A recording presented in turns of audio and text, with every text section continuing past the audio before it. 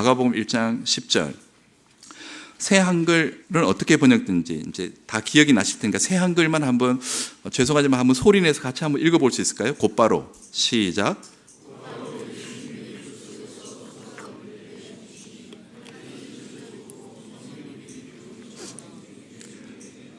네, 제가 지금 빨간색으로도 하고 밑줄까지 껐습니다. 지금 약간 파격적인 단어가 하나 나왔습니다. 하늘이 찢어졌다라고 합니다.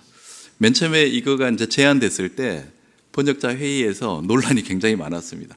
하늘이 어떻게 찢어지냐, 말이 되냐, 우리말이 안 된다, 너무 이런 표현을 쓰면은 번역을 이제 안 읽을 거다, 이상하다고 생각해가지고 이렇게 했는데 마지막까지 본문에 채택이 되었습니다. 왜 그런지 이제 이유가 있습니다. 여러분 이제 하늘이 찢어지다라고 하는 이 표현은 그 헬라어로는 여기 이제 밑줄 쳐놨지만 스키조메누스라고 하는 단어에 대한 번역입니다. 우리 이제 의학 용어 중에 정신분열 그러면 스키조프레니아라고 하는 이제 단어를 쓰더라고요. 거기가 의학 용어들은 그리스에서 온 것들이 굉장히 많아요. 히포크라테스님 이렇게 해가지고. 근데 그때 스키조라는 게 이제 tear apart, 찢어지다, 분열되다 이런 뜻을 가지고 있고, 프레니아 그러면 이제 정신이 이렇게 분열되는 현상을 가리키는 단어인데요. 이게 찢어지다라는 것을 뜻하는 단어입니다. 스키조마이라고 하는 단어. 근데 마가복음에는 이 단어가 딱 2번만 사용되고 있습니다. 지금 이 예수님께 세례 받으시는 장면에 하늘이 찢어졌다는 걸 표현한 여기하고, 그다음에 마가복음 15장 38절에 보시면은 예수님께 십자가에 달려 돌아가실 때 성소에서 어떤 중요한 일이 일어납니다. 어떤 일이 일어납니까? 성소 휘장이 위에서부터 아래로 둘로 찢어졌다. 그때는 찢어졌다가 자연스러워요. 휘장이 찢어지는 거는. 그래서 이제 찢어졌다로 번역이 되었는데, 똑같은 단어가 하늘을 대상으로 쓰이다 보니까 이게 이제 조금 부담스러워 가지고 하늘이 찢어졌다 못하고 갈라졌다 이렇게 이제 표현을 했습니다. 사실은 이거를 그 편집 비평적으로 마가복음과 누가복음하고 또 비교해 보면요, 다른 데서는 하늘이 열렸다라고 번역되고 있습니다. 안오이고라고 하는 다른 헬라어 단어, 열리다라에 해당하는 단어가 있습니다. 그런데 마가는 마태나 누가가 썼던 안오이고라는 동사를 선택하지 않고 스키조마이라는 동사를 특별히 선택을 했고, 그것도 이제 그냥 아무렇게나 쓰지 않고 이 예수님의 세례 받으시는 이 장면과 그 다음에 성소 휘장이 찢어지는 장면을 보도하는 두 곳에만 썼습니다. 사실 이 스키조마이라고 하는 단어는 이사야 64장 1절에도 나옵니다. 하나님 하늘을 가르고 이 땅에 임하셔서 이제 뭔가 보여달라라는 얘기를 할 때 이사야 64장일 때 히브리어로는 카라라고 하는 이제 단어가 사용됐는데요. 이거는 이제 헬라어로 번역하려면 스키조마이로 번역을 하는 게 당연해요. 그런데 히브리어 성경을 그리스말로 번역한 구약 성경은 뭐가 있습니까? 70인역 있잖아요. 근데 70인역을 살펴보니까요, 이거를 당연히 스키조마이로 번역을 해야 되는데 안오이고로 번역을 하고 있어요. 마태나 누가가 사용했던. 그러니까 당시에도 이 하늘이 찢어진다라는 개념은 굉장히 낯선 개념이라는 거예요. 70인역 번역자들이 그래서 이렇게 스키조마이 안 쓰잖아요, 하늘에 대해서. 그런데도 굳이 마가복음의 저자가 이걸 썼단 말이죠. 거기에는 정말 하고 싶은 얘기가 있는 거예요, 그죠? 꼭 이 단어를 써서 얘기하고 싶다. 그리고 아까 봤던 것처럼 복음서 시작되는 1장 10절, 복음서가 거의 끝나가는 15장 38절 앞부분과 뒷부분에 이 단어가 상응하도록 배치를 시키고 있다. 이게 이제 묵상을 해봐야 될 부분입니다. 여러분 아시는 대로 마가복음은 긴 서론이 붙어 있는 예수님의 순환 이야기다, 이런 이제 별명을 붙이는 학자들이 있습니다. 마틴 켈러 같은 학자들이. 왜 그렇습니까?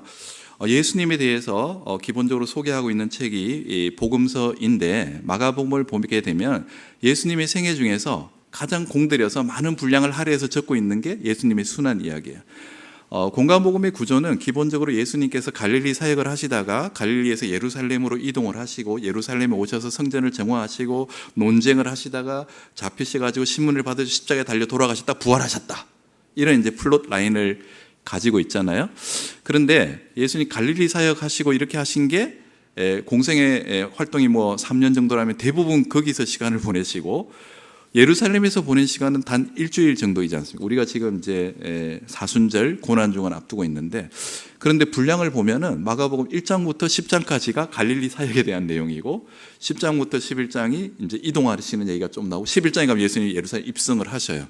그 다음 11장부터 16장까지는 그 짧은 기간에 있었던 예수님의 예루살렘 사역과 십자가 이야기에 초점을 맞추고 있기 때문에 마가복음을 여기는 긴 서론이 붙어 있는, 정말 하고 싶은 얘기는 예수님의 십자가 이야기다, 이렇게 학자들이 별명을 붙이기도 하는데, 그러면서 이제 십자가에서 예수님 달려 돌아가실 때 어떤 일이 일어났느냐? 성소 휘장이 찢어졌다. 이건 상징적이잖아요. 성소 휘장은 성소와 지성소를 갈라놓고 1년에 단 한 번 대제사장이 어린 양의 피를 뿌리고 그 피에 의지해서 하나님 앞으로 나가서 하나님 뵐 수 있는 그런 이제 상징 의미를 가지고 있는데, 이제 예수님께서 십자가에서 우리를 위해서 대속의 피를 흘리시고 이제 그 보혈을 의지하는 모든 사람은 1년에 한 번이 아니라 아무 때라도 주님 앞으로 나갈 수 있는 길이 열렸다라는 것을 상징적으로 보여주는 장면이라고 할 수 있는데, 이 얘기 이제 궁극적으로 하고 싶었던 얘기인데 마가복음 시작하면서 참을 수가 없어요. 마가가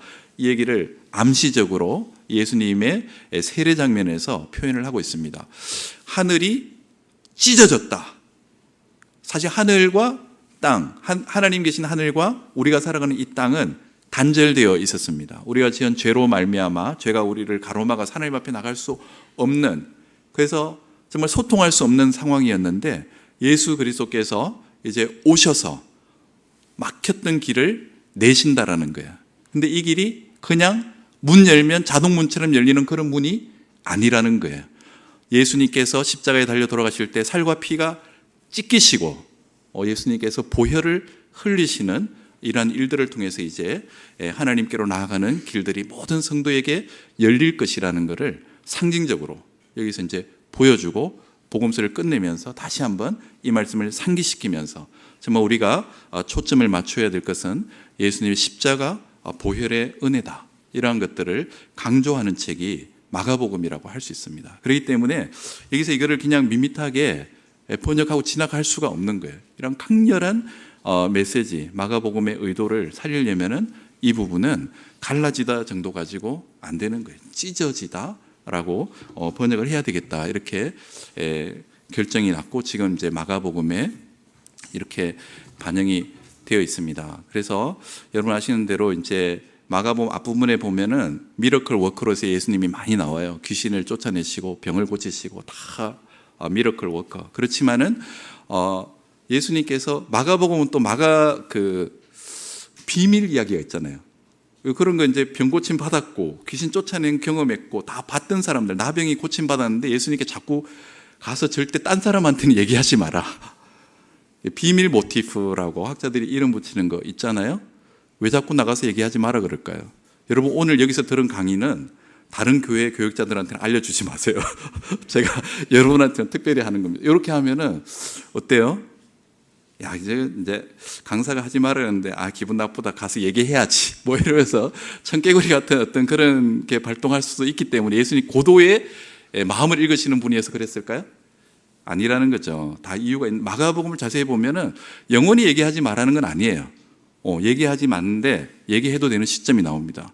마가복음 9장에 보면 예수님께서 변화산에 올라가신 일이 있는데 이제 변화산에서도 놀라운 변화된 예수님을 본 제자들한테 내려오시면서 야, 절대 얘기하지 마. 근데 언제까지 얘기하지 마냐 하면 내가 십자가에 달려 죽었다가 살아날 때까지는 얘기하지 마. 그러면 이제 그때까지는 봉인해야 되는데 그 다음 봉인 해제되는 거예요. 예수님의 십자가와 부활이 있은 다음에는 얘기해도 된다. 무슨 얘기인가 하면요, 우리가 예수님에 대해서 막 병 고치고 귀신 쫓아내는 거 봤어요. 그러면 다른 사람이 예수님이 어떤 분이야? 물어보면 뭐라고 얘기하겠습니까? 기적을 행하시는 분이야, 놀라운 능력이 있는 분이야, 이렇게 얘기할 수 있겠죠. 그렇지만 그것이 예수님에 대한 온전한 이해라고 할 수는 없잖아요. 예수님에 대한 온전한 이해는 어디에서 이루어지느냐? 십자가 부활의 능력까지를 경험하고 그 렌즈를 통해서 다시 바라볼 때 예수님에 대한 온전한 이해가 일어난다는 걸 얘기하는 거거든요. 그렇기 때문에 마가복음 미러클 워커로서의 예수님뿐만 아니라 십자가에 달려 고난당하신 메시아, 우리의 구주 되시는 예수님 제대로 이해하고 예수님에 대해서 알리고 우리가 이제 같이 나누어야 된다라는 얘기를 정말 하고 싶은 거예요. 이 말씀을 제대로 이제 조금 생각하도록 시작부터 좀 파격적이지만 하늘이 찢어졌다. 예, 이 얘기를 통해서 주의를 환기하고 다 같이 한번 묵상해 봤으면 좋겠다라는 마음을 담아서 이번에 이제 새한글 번역위원회에서는 찢어지다로 했어요. 할 때는 정말 힘들었는데 이렇게 하고 나서 조금 설명드리니까 다 좋다 그러셔요. 그래서 잘했구나. 하나님의 역사가 있었다. 이렇게 보고 있습니다. 다음 세대를 위한 새한글 성경